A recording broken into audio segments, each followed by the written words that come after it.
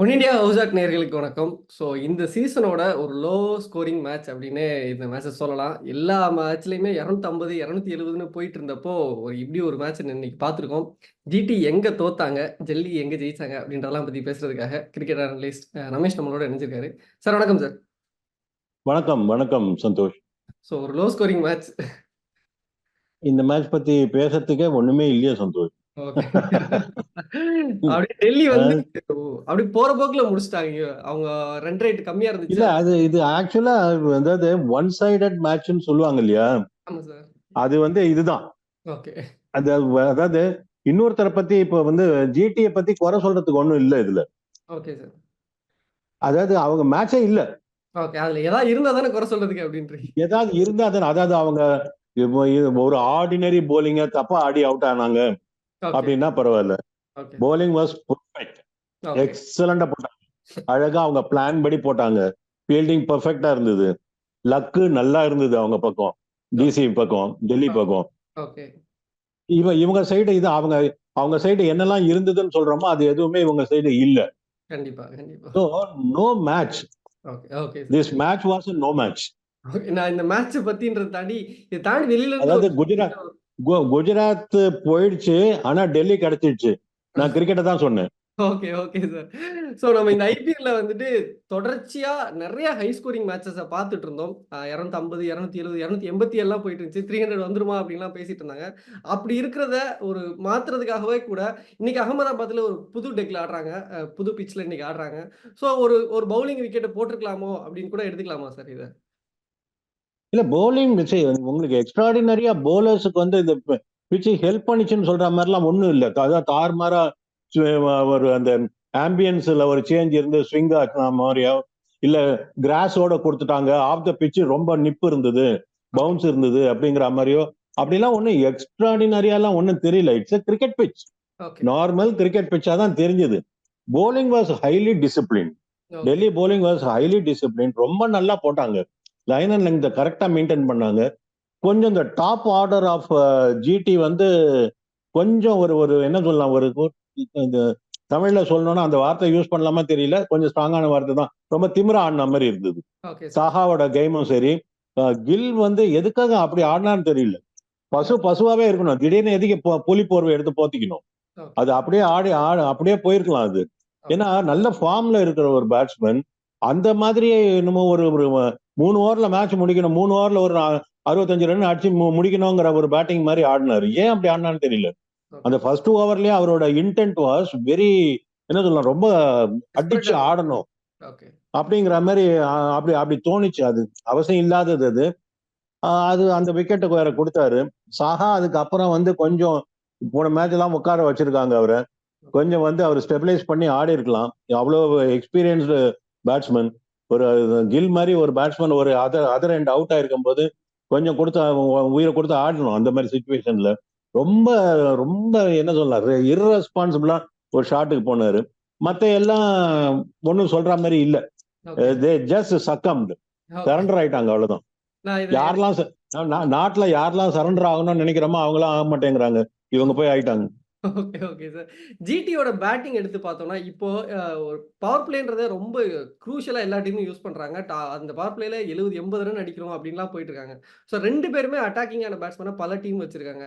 சில இடத்துல ஒருத்தர் அட்டாக்கிங், ஒருத்தர் மாடரேட்டான ஆடுறார். ஆனா ஜிடில 2 பேருமே கொஞ்சம் ஸ்லோ ஸ்டார்டர்ஸா இருக்காங்களோ அது அவங்களுக்கு பெரிய சிக்கலா இருக்கும். இன்னும் சொல்ல போனா 3 பேர், ஒரு டாப் ஆர்டர் 3 பேருமே அப்படி இருக்கிறதுன்றது அவங்களுக்கு கொஞ்சம் சிக்கலா இருக்குன்னு நினைக்கலீங்களா? யார் டிசில யார சொல்றீங்க? யார மீன் பண்றீங்க? ஜிடில சொல்றேன் சார். ஜிடில வந்துட்டு கில்லா இருக்கட்டும், சாய் சுதர்ஷனா இருக்கட்டும், அவ்வளோ எக்ஸ்ப்ளோசிவா ஈவன் சஹா கூட பெரிய லெவல் எக்ஸ்ப்ளோசிவா ஆடாத ஒரு டாப் 3 பேட்ஸ்மேன்ஸ் இருக்குதுன்றது அவங்களுக்கு கொஞ்சம் சிக்கலா இருக்கா அப்படின்ட்டு. இல்ல, சாஹா ஒரு சார்ட் ஆஃப் எக்ஸ்ப்ளோசிவ் பேட்ஸ்மேன் தான். அவர் ஐபிஎல்ல பொறுத்த வரைக்கும் அட்லீஸ்ட் அவர் ஓபனரா வரும்போதெல்லாம் அவர் அடிச்சுதான் ஆடி இருக்காரு. பார்த்திவ் பட்டேல் ஆடினாரு பாத்தீங்களா? அவரை ப்ரொமோட் பண்ணி ஓபன் பண்ண ஆரம்பிச்சதுக்கு அப்புறம் அக்ரெசிவா தான் ஆடினாரு. கிட்டத்தட்ட அதே மோல்டில் தான் சாஹா இருக்காரு. அப்படிதான் இருக்காரு. செகண்ட் திங், நீங்க கில் ரொம்ப ரொம்ப டிஃபென்சிவ் பிளேயர்னு சொல்ல முடியாது. உங்களுக்கு அவர் வழி தெரியாம அடிக்கிற ஆளு அவரு. ரன்ஸ் வந்துட்டே இருக்கும் அவருதுல. பட் ரொம்ப பாலிஷ்டா இருக்கிறதுனால உங்களுக்கு அந்த அக்ரெசிவா தூக்கி டமால் டிமல் அடிச்சு பின்னாடி தூக்கி ஒரு 6 அடிச்சு முன்னாடி தூக்கி ஒரு 6 அப்படிலாம் இல்லாத ஒரு கேம்னால உங்களுக்கு அப்படி தெரியுதே தவிர, நீங்க ஸ்கோரிங் ரேட்டுன்னு எடுத்து பாத்தீங்கன்னா ஜிடி ஒன்றும் ரொம்ப கம்மி எல்லாம் கிடையாது. ஓகே. ஸ்டெபிலைஸ் பண்றாங்க. ஆரம்பத்துல கொஞ்சம் ஸ்டெபிலைஸ் பண்ணி விக்கெட்டை சேவ் பண்ணி கொடுத்தா பின்னாடி இருக்கிற ஒரு 2 3 ஹிட்டர்ஸ் இருக்காங்கல்ல, ஓகே. மில்லர் ஆகட்டும் இல்ல தெவாஷி ஆகட்டும், இந்த மாதிரி பேட்ஸ்மேன்லாம் இருக்கிறதுனால அவங்க முதல்ல போயிட்டு குயிக்கா லூஸ் பண்ணிட்டாங்கன்னா இந்த ஹிட்டர்ஸ்லாம் வந்து இனிஷியல் ஓவர்ஸ் ஆட வேண்டிய ஒரு நிர்பந்தம் வந்துடும். ஓகே. அது வந்து அந்த மேக்ஸ்வெல் கேஸ் ஆயிடும். அது ஓகே. இந்த ஓகே. மேக்ஸ்வெல் ஃபெயில் ஆனதுக்கு மெயின் ரீசனே அவர் வர வேண்டிய ஆர்டர்ல வராம அவர் மேல வர வேண்டியதா போச்சு சுச்சுவேஷன். ஓகே. அந்த மாதிரி அவர் 16 17 வர வேண்டிய ஓவர்ஸ்ல வர வேண்டிய ஆளு 12 13லயே வர்றதுனால அவர் எப்படி ஆடுறதுன்னு தெரியாம கன்ஃபியூஷன்லயே டீம் அவுட்டே போற மாதிரி ஆயிடுச்சு இப்போ. ஓகே. ஓகே. ஸோ அந்த மாதிரி ஆயிடக்கூடாதுங்கிறதுனால ஜிடி பண்றாங்க. ஜிடி பண்றது ஸ்ட்ராட்டஜிக்கலி அவங்க பண்றது கரெக்ட் தான். Nothing wrong in it. Okay. Okay. So ஜிடியோட இந்த பெர்ஃபார்மன்ஸ நம்ம ஒரு 3 வருஷமா இது 3வது வருஷம் பார்த்துட்டு இருக்கோம். அவங்களுக்கு ஒரு புதுசான விஷயம் தான் சொல்லுவேன். ஏன்னா, ஃபர்ஸ்ட் 2 வருஷமுமே அவங்க எக்ஸ்ட்ரார்டினரியான பெர்ஃபார்மன்ஸ் நெறைய ஜெயிச்சிருப்பாங்க. யாராவது ஒரு ஆள் ஜெயிக்க வச்சுக்கிட்டே இருப்பாங்க. இந்த சீசன்ல அப்படி இல்ல. நெறைய லாஸ் இருக்கு. ஒருவேள ஹர்திக் பாண்டியாவ மிஸ் பண்றாங்களோ அவங்க எய்தர் கேப்டன் ஆர் பேட்ஸ்மேன் ஏதாவது ஒரு விஷயத்துல இருக்குமோ அப்படி எதுவும்? கூப்பிட்டு வேணா கேலரியில உட்கார வச்சு பார்க்க வைக்கலாம். ஓகே. அந்த அந்த ஒரு ஆங்கிள் வேணா மிஸ் பண்றாங்களோன்னு தெரியல. Okay. But as a player என்ன அவர் போன வருஷம் அவர் ஆடின வரைக்கும் ஆஸ் அ பிளேயர் மொத்தம் ஏதாவது கான்ட்ரிபியூட் பண்ண மாதிரி ஒன்றும் கிடையாது. ஓகே. இந்த வருஷம் இங்கேருந்து போயிட்டு அங்க போயிட்டு கலக்குன்னு கலக்கிட்டு இருக்காரு. நம்ம மிஸ் பண்றோமே அவரை அப்படின்னு சொல்ற மாதிரி அங்கேயும் ஒன்றும் அவர் கலக்கல.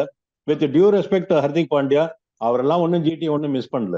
ஓகே. ஸோ இது வந்து அவங்களுக்கு இருக்கக்கூடிய அந்த பவுலிங் சாரி இவரு ஷமிய மிஸ் பண்றது அந்த மாதிரியான விஷயங்கள்னால தான் இந்த டிராபேக் ஆமா, இருக்குன்னு இன்னைக்கு ஆஷிஷ் நேகராவே கண்ணுல படலையே. ரொம்ப நாளாவே அவர பெருசா பார்க்க முடியல சார். முன்னாடி அளவுக்கு அந்த ஆக்டிவா கட்டி போட்டாங்களா? ஒரு செயின் வச்சு கட்டி போட்டாங்களா ரூம்ல?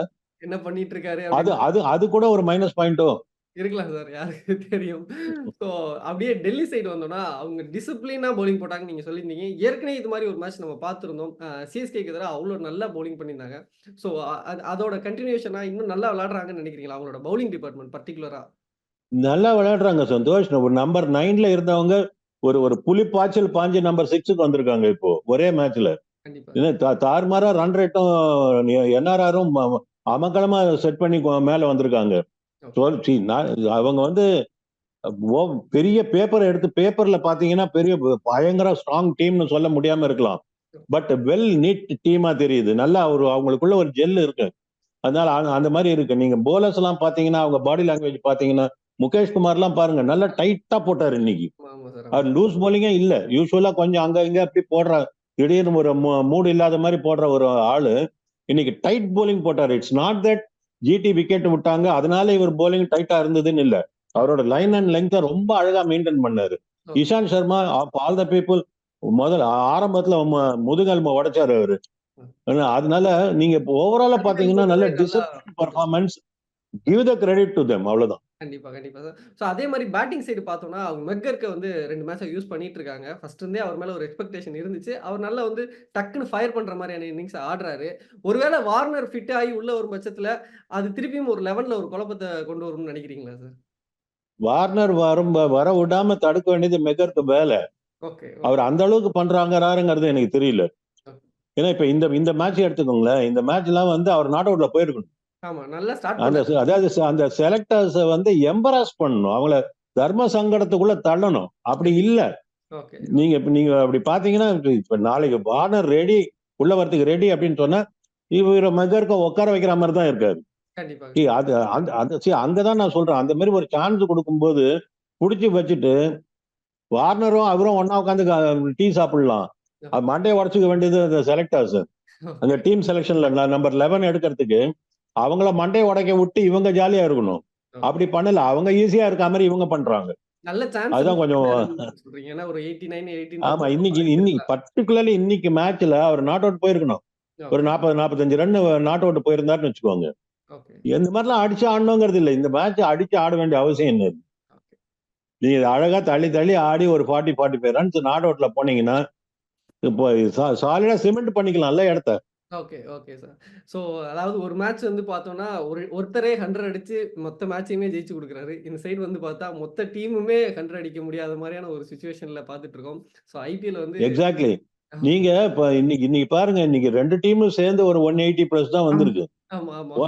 180 ஒரு டீம் அடிக்கிறது வின்னிங் டோட்டல் இல்லைன்னே பேசுறோம் நம்ம இப்பெல்லாம். கண்டிப்பா, கண்டிப்பா சார். அப்படி இருக்கும்போது 2 டீமும் சேர்ந்து 180 தான் அடிச்சிருக்காங்க. பாவம் காசு கொடுத்த மக்கள். ஓகே. ஒருவேள ஐபிஎல் ஸ்டார்ட்டிங்ல அந்த விக்கெட்லாம் ஃப்ரெஷ்ஷா இருக்கிறனால நெறைய ஹை ஸ்கோரிங் பார்த்துட்டு, போக போக இன்னும் கொஞ்சம் குறையும் வாய்ப்பு இருக்கா சார்? ரன்ஸ்லாம் அந்த 230, 240லாம் குறைஞ்சு ஒரு 180, 190க்கு வரதுக்கு வாய்ப்பு இருக்கா? இன்னும் ப்ராக்ரஸ் இல்ல, இல்ல. ஆகுதா? அப்படிலாம் இல்ல. அப்படிலாம் இல்ல. இன்னைக்கு ஓகே, ஒன் ஆஃப் வச்சு நம்ம பேச முடியாது. ஓகே. இல்ல பிட்ஸுமே நீங்க கொஞ்சம் நீங்க எக்ஸ்போஸ் ஆச்சுன்னா கொஞ்சம் ஸ்லோ ஆகாதாங்க சார்? தொடர்ச்சியா நெறைய மேட்சஸ் விளையாடும் பட்சத்துல. இன்னைக்கு அப்படி இல்ல சந்தோஷ். இன்னைக்கு நீங்க நீங்க பேட்டிங்கோட ஸ்டைலு ஓகே. எடுத்து பார்த்தீங்கனாலே, நீங்க பிட்ச் ஸ்லோவா ஆச்சுன்னா கூட அடாப்ட் பண்ணி ஆடக்கூடிய அளவுக்கு பேட்ஸ்மேன் இருக்காங்க. ஏன்னா கண்டிப்பா. அவங்க அதுக்கு ப்ரிப்பேர் பண்ணிக்கிறாங்க. நீங்க ஸ்லோயர் ஒன்ஸ் வந்து அப்பெல்லாம் வந்து ஒரு கொஞ்சம் ஒரு 2, 3 சீசன்ஸ் முன்னாடி வரைக்கும் ஸ்லோயர் ஒன்னுங்கிறது எப்பவோ ஒண்ணு இருந்தது. இப்போ போட்டுட்டு ஸ்டாக் பால்ங்கிறது வேற, ஸ்லோயர் ஒன்னுங்கிறது எப்போ ஒண்ணு வரக்கூடியதா இருந்தது. ஒரு பசிலிங்கா இருக்கும், ஒரு புதிர் போடுற மாதிரி இருக்கும்னு. இன்னைக்கு ஸ்லோயர் ஒன்னு ஒரு ஸ்டாக் பால் ஆயிடுச்சு. கண்டிப்பா, கண்டிப்பா. எக்ஸப்ட் இந்த ஷியர் பேஸ் 140 போடுறாங்கல்ல, அவங்கள அவங்கள தவிர. தவிர மத்த போலர்ஸ் எல்லாம் இந்த அரகுர போலர்ஸ்னே ஒவ்வொரு டீம்லயும் 2 போலர் இருக்காங்க. Okay, okay. ஓடி வந்து மெதுவா போடுற ஆளுங்க, கட்டர்ஸ்ங்கிற பேர்ல ஸ்ட்ரெயிட்டா போடுற ஆளுங்க. அந்த மாதிரி இதுக்குன்னே டெவலப் பண்றாங்க. ஓகே, தப்பு கிடையாது. அது வந்து இந்த மாதிரி கிரிக்கெட்டுக்கு அது ஒரு ஸ்ட்ராட்டஜி அது. ஓகே. அந்த மாதிரி இருக்காங்க. பட் அந்த மாதிரி இருக்கிற 1 ஆர் 2 போலர்ஸ ஆடுறதுக்கு பேட்ஸ்மேன் தயாராறாங்க. பாத்துறாங்க. நிறைய ரெடி ஆயிடுறாங்க. ஹோம்வொர்க் பண்றாங்க எல்லா டீம்லயும். கண்டிப்பா. இன்னைக்கு கூட பாத்தீங்கன்னா இந்த பேக் ஃபுட்ல நேத்திக்கு மேட்ச் பாத்தீங்கன்னா பட்லர் ஆடின ஷாட் எல்லாம் பாத்தீங்கன்னா அந்த ஸ்லோவர் ஒன்ஸ் ஒரு செகண்ட் லேட்டா பேக் ஃபுட்ல ஆடுறாரு அது. Okay, okay, okay. நீங்க அதை நல்லா ஒரு செகண்ட் யோசிச்சு இது கவனிச்சீங்கன்னா தெரியும். அன்னைக்கு தினேஷ் கார்த்திக் ஆடின ஷாட் எல்லாம் நீங்க பாத்தீங்கன்னா ஒரு ஃபிராக்ஷன் ஆஃப் செகண்ட் டிலே பண்றாரு ஓகே, அவரோட ஷாட்டை. சரி நீங்க அது அது வந்து அந்த அந்த பேஸுக்கு இவங்க ஸ்லோயர் ஒன் போடுற பேஸுக்கு அட்ஜஸ்ட் பண்ணிக்கிறாங்க. ஓகே, அந்த மாதிரி அந்த முன்னாடி எல்லாம் வந்து ஸ்லோயர் ஒன்ன ஃப்ரண்ட் ஃபுட் போய் ஆடி அவுட் ஆவாங்க ஏமாந்து. இப்போ இன்னைக்கு அழகா ஸ்லோயர் ஒன்ஸ் எல்லாத்தையும் பேக் ஃபுட்ல ஆடுறாங்க எல்லாருமே. ஓகே. ஸோ அந்த மாதிரி every team is doing plenty of home works. உட்காடுறாங்க, வீடியோ போடுறாங்க, அதை பத்தி அனலைஸ் பண்றாங்க, இந்த போலர் எப்படி அந்த போலர் எப்படின்னு சொல்லிட்டு பிரிச்சு மேஞ்சிடுறாங்க. ஸோ அதனால நீங்க வந்து புதுசா ஒண்ணு கண்டுபிடிக்கணும். அஸ்வின் பண்ற மாதிரி ஓகே. புதுசா ஏதாவது கண்டுபிடிக்கணும். ஸோ அந்த மாதிரி வந்தாதான் உண்டு. இப்போ slower ones back of the arm அது இதெல்லாம் எல்லாமே எல்லாமே புரிய ஆரம்பிச்சிடுச்சு எல்லாருக்கும். Correct sir, correct sir. So இன்னைக்கு ரஷீத் கானே பாருங்க, இந்த இந்த சீசன்ல நீங்க பாத்தீங்கன்னா ரஷீத் கான் மாதிரி ஒரு எக்ஸ்ட்ராடினரி போலரு கொஞ்சம் தடவரா இருப்பாருங்க. ஆமா, ஆமா, ஆமா. அவரை வந்து ரீட் பண்றாங்க இன்னைக்கு எல்லாருமே. புரியுது. விக்கெட் எடுக்கிறாரு ஆல்ரைட். பட் வந்து அதாவது அவர் வந்து விக்கெட் எடுக்கிறாரு ஆனா ரன் கொடுக்கறாரு. இவ்வளவு நாள் விக்கெட் எடுப்பாரு ரன் கொடுக்க மாட்டாரு. அப்படி இருந்தது. இன்னைக்கு ரன் கொடுக்கறாரு. விக்கெட் எடுக்கிறதுங்கிறத விட்டுருங்க. Okay. Is bowling is wicket taking bowling. அது அந்த அது அது கொடுத்துருங்க அவருக்கு. பட் அவரை ரீட் பண்ணி அடிக்க ஆரம்பிக்கிறாங்க. புரியுது sir. Okay. So Sunil Narayanan அடிக்க ஆரம்பிக்கிறாங்க எல்லாருமே. பேட்ஸ்மேன்ஸ் வந்து எல்லாத்துக்குமே ஒரு யாரெல்லாம் பார்த்து நம்ம ஸ்ட்ராட்டஜியோட ஒரு மிஸ்ட்ரி போலர் வருண் வச்சுக்கோங்க. யாரெல்லாம் மிஸ்ட்ரி போலர் நம்ம நினைச்சிட்டு இருந்தோமோ அவங்க எல்லாரும் they started leaking runs. Okay, okay. So அதனால நெறைய ரன்ஸ் வர்றதுக்கான வாய்ப்புகளும் இருக்கு. ஸோ தொடர்ச்சியா நெறையா ஹை ஸ்கோரிங் மேட்சா பார்த்துட்டு இருந்த மக்களுக்கு ஒரு லோ ஸ்கோரிங் மேட்சா ரொம்ப லோ ஸ்கோரிங் மேட்சா அமைஞ்சிருச்சு. ஸோ அடுத்தடுத்த மேட்சஸ்லாம் எப்படி வரப்போகுது? என்ன மாரி இந்த ஐபிஎல் லீட் பண்ண போகுது அப்படின்றதெல்லாம் பொறுத்திருந்து பார்க்கலாம். Thank you sir. Thank you so much sir. Thank you. Thank you Santosh. Thank you.